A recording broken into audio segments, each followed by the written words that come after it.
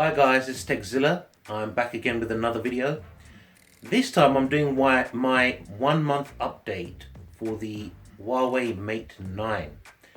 Reason I thought I'd make this video is I'm getting a little bit tired of hearing a lot of reviews and people talking about the Mate 9, but they're not necessarily pointing out the flaws with the Mate 9. So I thought I'd set the record straight here. I'll give you the top annoyances with the phone and the top pros about the phone. Let's start off with the negatives, and I'm going to break it down quickly. First negative is the camera. Camera is fantastic. It works great in well lit situations. It works well in most situations. Where it fails though is in very dark or very low light conditions in both filming and photography. I think it's because the aperture is not low enough, so you're going to have problems there. So if you like your photography and you like your video recording in very low light conditions, nah, I don't think the Mate 9 is going to be good enough for you. That's the first issue. Second issue, which took me ages to work out, guys, and it's such a stupid little thing, but it took me so long to work it out. Lock screen notifications. I tried everything. I put the settings exactly how they should be. I went over the phone with a fine-tooth comb, and none of them would work, including the Spotify widgets, the Amazon Music widgets. Any music widgets would not come up on the lock screen. And you know why? Because when you go into the Huawei theme store, the biggest issue you have is which lock screen theme you pick. You have to use the one that's standard. That's what I found so far. If you don't use the one, I think it's called Good Lock or something, or the magazine lock. If you need to know in detail, give me a shout in the comments below and I'll tell you which one. But if you use a lot of other ones, you will not get your lock screen notifications, which is a severe bummer. And it shouldn't be an annoyance, the amount that it is. It should be simpler than that. Any other device where I go into the theme store, like a Samsung device, like a HTC device, any device with their own theme store, I go in there, I select which theme I want, which lock screen theme I want, and it works fine. The on-screen notifications work, but with the Mate 9, nah, it won't. You will have headache with it. That's the second issue, which is a niggly one, I admit, but it's there nonetheless. Third issue. Now, I've been using this for a month, and I mean real world usage. I'm talking about as my daily driver. I'm not talking a screen test, screen on test, where you're sitting it there playing a video looped. That's not real world usage. I'm talking about real world usage. Now, I only managed to get between 6 to 6.5 hours maximum screen on time. For a 4000 milliamp hour battery with a 1080p screen, that's not good enough. A lot of you guys in the States, and I know this because I talked to a lot of you guys, when did it become acceptable to that where 6 hours screen on time is really good? Because I'll tell you something, in Europe and in the UK, it's a very, very different ball game. I'll give you an example. My S7 Edge, 8 hours screen on time. My HTC 10, and that's with 7.0, which I recently put on there, 7 hours 15 minutes to 7.5 hours screen on time with a 3000 milliamp hour battery. My Pixel XL, 7.5 hours screen on time. My Honor Note 8, over 10 hours screen on time. And let me tell you something here. All of them, well, except the Honor Note 8, which has got a slightly bigger battery, but not hugely. All of them, the rest of them, have a smaller battery than the Mate 9 does. And they all have 2K screens. Alright, 2K screens, which should, in theory, use more power. My Mate 9, the way I use it, I leave everything on. I don't optimize nothing, and that's the same with every device I use because I'm a power user. I cannot get more than 6.5 hours screen on time. If I want to switch off, if you switch off a lot of things, you will extend that screen on time and the battery standby time. But to be honest, when I buy a phone, I don't want to compromise. I don't want to have to switch off notifications. I don't want to have to clear the cache every hour or every 2 hours. I don't want to have to do, battery ultra mode. I don't want to do that. If I wanted to do that, then to me the phone is compromised. I'm a power user. I need it on all the time, all these things. GPS are never switched off. Wi-Fi is never switched off. 4G LTE is never switched off. So why in the hell do I need to compromise on the Mate 9 to get what I consider a good enough battery life? Compared to my other phones, it just does not give me good enough battery life. That's the third thing. Fourth thing is it's a 1080p screen. Now, it's a great 1080p screen. It's a very good 1080p screen. It looks like Super AMOLED with the blacks. Now, my concern here is this. In 2017, is there really need for a 1080p screen? And I hear you guys screaming out there, go, yes, of course there is. We don't need 2K. You're right, you don't need 2K. You're absolutely right. You don't need 2K, you don't need 4K, you don't even need 1080p. You could go with 720p. How about that? You don't even need a touchscreen. You can go back to using a dumb phone, where it's just had a number keypad and a black and white screen. No one needs any of this stuff. But it's called innovation. It's called moving technology forward. 1080p screen on the iPhone 7 Plus, and I'm no Apple fanboy. If you know me, you know I'm no Apple fanboy. 1080p screen on the iPhone 7 Plus, I allow it simply because the battery life on that phone is absolutely phenomenal. And I mean absolutely. For me, for battery life, it just does not do it. Does not do it. I'm talking 8 hours, 9 hours screen on time. I'm talking about it running for about three days standby with that much screen on time. That thing is a beast. And with a 2,900 milliamp hour battery, if they can do it, why in the hell can't Huawei do it with their Mate 9? You tell me, guys. The reason I'm going about 1080p screen, those of you out there who are not into your VR, it doesn't matter so much. Today you might not be into your VR. Next week you may not be into your VR. But sooner or later, somewhere down the line, you are going to get into VR, because that's the next big thing. VR, headsets, etc.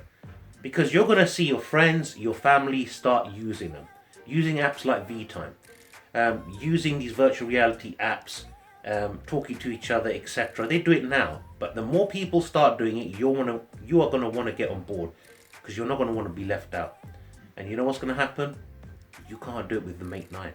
You cannot do it with the Mate 9. So, 1080p screen, I could live with it if it gave me a better screen on time. But like I said, I'm not going to compromise my usage. I do not want to disable apps or take apps off that I use on all my other devices in order to get a better screen on time. Why should I? You tell me. Why should I? It's also an issue I find with the Mate 9 screen. Even though it's a fantastic 1080p screen, you do get motion blur. And you know what I mean by motion blur. When you're moving the screen on the website, you see it lags a little bit. Just a little bit. So you're going to say, well, end of the day, I don't need VR. Fine. But, and this is a big but. When I've got phones, which I've mentioned already in the video, which have got 2K screens, Super AMOLED screens, better quality, higher end resolution and screens, which give me more battery life on screen on time, why do I want to spend money on a phone which gives me less battery time with a 1080p screen? It makes no sense. No sense whatsoever. That's my fourth one. Fifth problem, and this is something I think Huawei need to address. It's a new phone. It has little teething problems. Sometimes the notification RAM killing is too aggressive. Sometimes I wake up in the morning, put the screen on, and there's not many notifications there. Then after an hour, suddenly they start bombing through. I might have not used the phone for an hour. Pick it up, switch it on, nothing there. Then 2 hours later, it just starts going beep, beep, beep, beep, beep, beep. And you see the notification start streaming on. The software is a little bit glitchy here and there. It's not bad, but it is glitchy. It does glitch out sometimes. So bear that in mind if you're going to buy the Mate 9 or you already have it, because you need to give Huawei a chance to optimize the hell out of their Kirin 960 chipset. Because this hasn't been on the market long enough to really be fully optimized. It really hasn't. They're my 5 biggest negatives with the phone. And I wanted to say that because a lot of other YouTubers, they're not saying these things. And I've been using it for a month, so I thought it would be important to say. This sixth one, actually, I forgot sixth one, forgive me, is this thing here, the headphone jack. It's good, but it ain't fantastic. It's not powerful. It does not drive headphones as loud as I want. Bigger headphones will start to distort at around 80-85%. And to be honest, I'm disappointed by that because the dual speakers are very good, but this headphone jack, no, definitely, it's not good enough. I wanted to say these things because people have said, oh, your Mate 9 must be broken, blah, blah, blah. It ain't broken. I've got a Mate 9 Pro as well. And I have the same issues with the Mate 9 Pro. Same issues. So, it's ridiculous to tell someone who's been interested in tech for over 35 years that their product is broken, or have you switched this on, have you done that? Yes, I've done it. I've had the phone for a month. I know what I'm doing. This is the experience I'm having. Okay, experience I'm having. One thing I also want to talk about is the price of this device. In the States, it's around $600 US, which is pretty good value, and I'll tell you why. In the States, you're looking at $800 to $1,000 US for your iPhone 7 Pluses, your Pixel XLs, your Note 7s, your top of the range flagships. So that's a big price difference. In some cases, you're looking at nearly $500 more for one of those phones than you are for the Mate 9. So the $600 price point is not too bad in the States. But I'm in the UK, in Europe. And the problem I have is this. In the UK, this thing costs £600 sterling. In Europe, it costs 750 euros. Now in the UK, again, I know the phone doesn't exist, but I'm going to say it anyway. The Note 7, when it was brand new, just come out, I got it for £700 sterling. I think it was around 750 euros in Europe.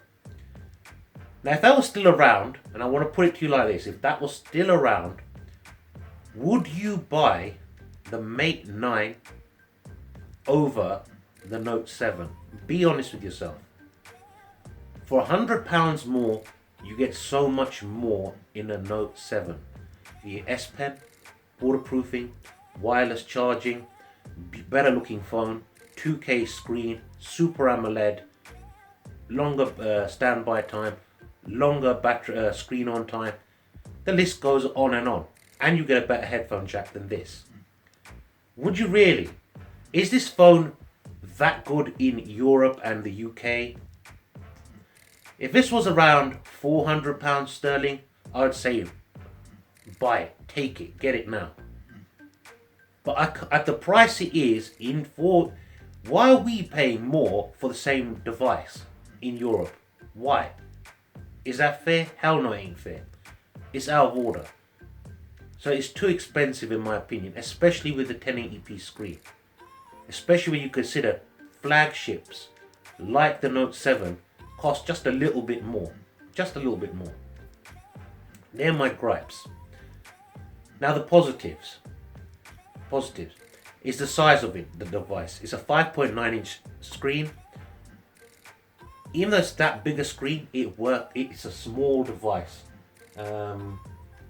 I haven't got another device to compare it to, but it's not much bigger than an iPhone 7 Plus, which is a 5.5 inch screen. So it's a very, very compact device for a 5.9 inch screen. Very nice. I wish it wasn't an IPS. I wish it was Super AMOLED, but that's another story. The camera is fantastic in most conditions for video and for photography. Low light is let down. So the camera is really good, especially the dual lenses. But for low light, not so good. Fingerprint sensor on the back. It is fast. It is slick and it's got functions where you can swipe down. Things like that. Because the screen is so big, it works a treat. I like how the chins are thinner. I like you've got the on-screen buttons at the bottom there. I like the way it's set up, and the dual speakers on this thing are great. They are absolutely great, the dual speakers. I love them. It's got an IR blaster. That's a very nice plus point. So many phones nowadays don't. It's got a nice metal build. I know I've got a case on it, but you've seen my videos. It's got a nice metal build to it. I like the build. What are the other positives? Standby time is not bad, but it's not super duper. As I said, it's not bad at all, but it isn't great. Call quality, reception is great on this device as well. Really good. Let me sum this up for you now. Let me give you my true honest opinion about the Mate 9, the standard Mate 9. It has some flaws which for me are major. They might be major for you as well. That's why I wanted to point them out, because some of you out there, you might want to get this device and you need to know the truth, guys. You need the truth. I'm going to say this, and this will sum it up. The Mate 9 is a good phone. It's not a great phone, but it's a good phone. That's how I see it. There's nothing outstanding about the Mate 9. Nothing that shines. And by that, I'll tell you what I mean. Pixel XL Pixel phones. Stock Android. Free photo full res uploads. It's got other features that make it different from the rest of the phones. HTC 10. Fantastic headphone jack. Beautiful. Built like a tank. Beautiful little device. Really good. Even today, it's a great device. So the sound quality through headphones is special in that phone. The iPhone 7 Plus. What's special about that? Battery life. Closed ecosystem if you're into that. And it works great. You see what I'm getting at here? Different devices have something special about them. Right, special. The Mate 9 doesn't have anything special about it.